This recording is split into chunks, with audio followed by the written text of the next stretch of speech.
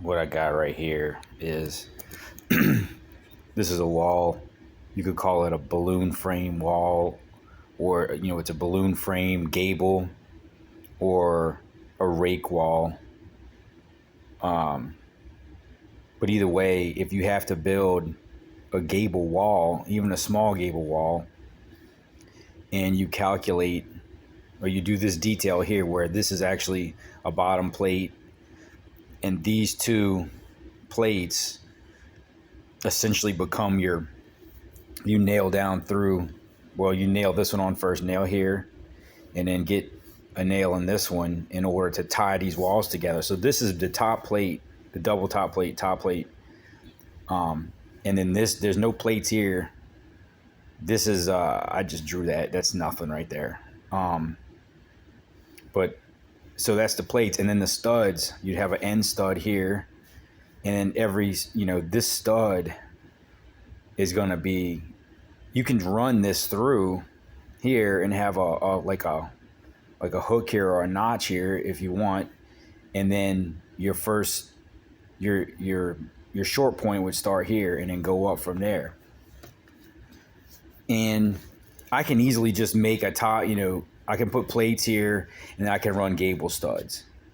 But if you take a little more time and you do it this way and just build the wall this way, it's going to be faster in the end, because once you're done, you run these studs up where they got to go, and you mathematically lay out the points where to put them and lay it out on this bottom plate.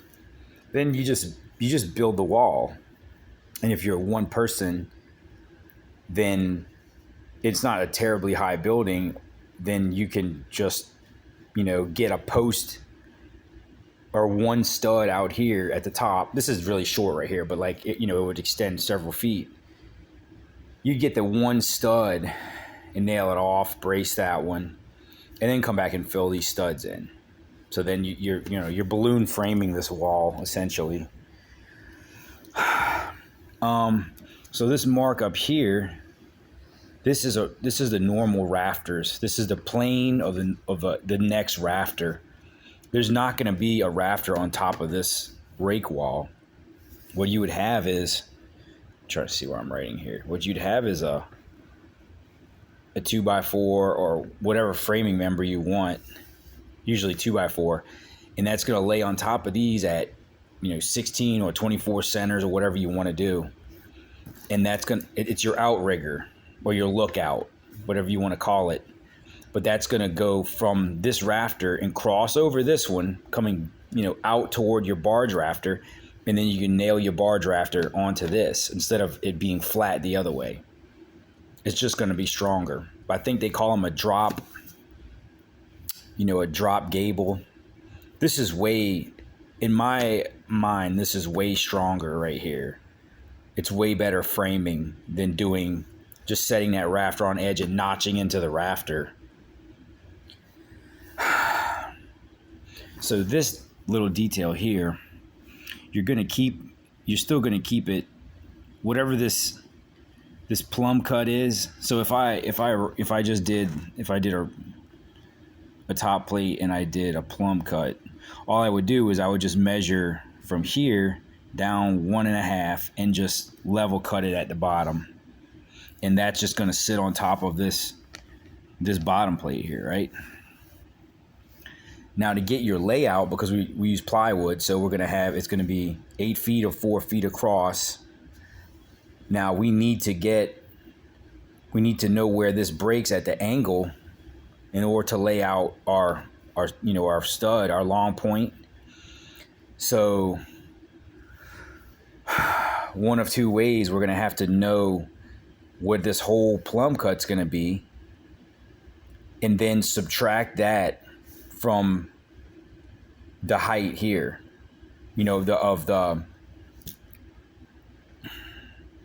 whatever our height's going to be. It's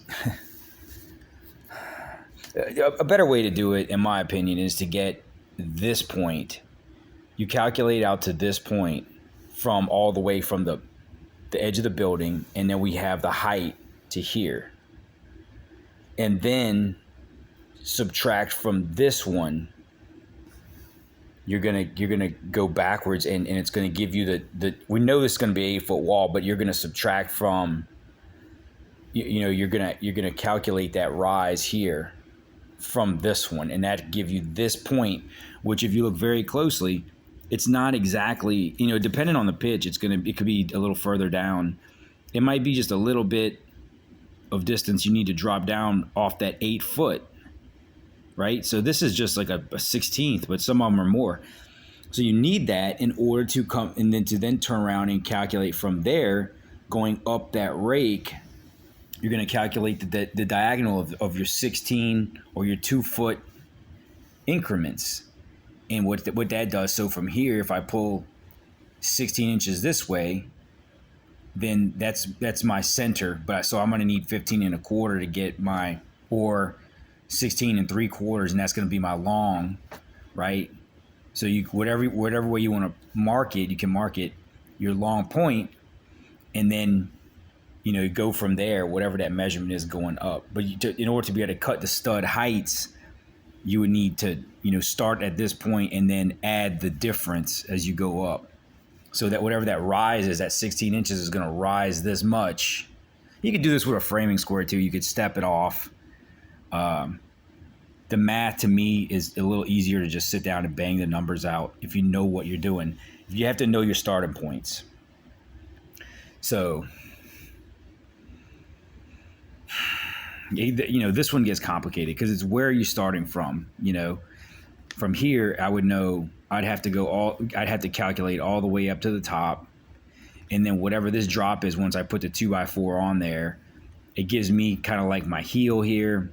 And then from my heel, I've got to go down, the distance of like the double plates plumb cut, and that gives me my starting point. So it's a little numbers crunching, but this is way stronger because it's up on end. And now you've got these plates that you could tie into here, and there's no double top plate going horizontally. It's going along the rake, and then you get up to this top here and get in, nail into your beam or whatever.